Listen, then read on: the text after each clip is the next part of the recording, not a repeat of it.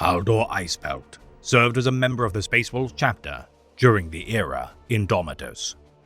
A battle leader of Ragnar Blackmane's great company, this veteran of countless wars has earned his place as a member of his Jarl's inner circle.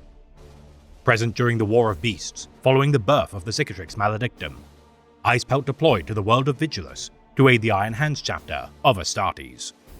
Having assailed the hive sprawl of Otek to purge the Genestealer cults within for months on end, Icebelt chose not to distract himself interacting with the Sons of the Gorgon or the Vigilus Command Council, as his strike force cleansed the hive sprawl of heretics alongside the Mortifactors chapter.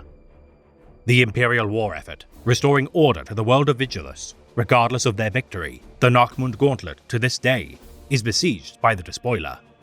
The fury of this aged Primara Space Marine, a testament to the fury of the rout, as a new era dawns for their chapter.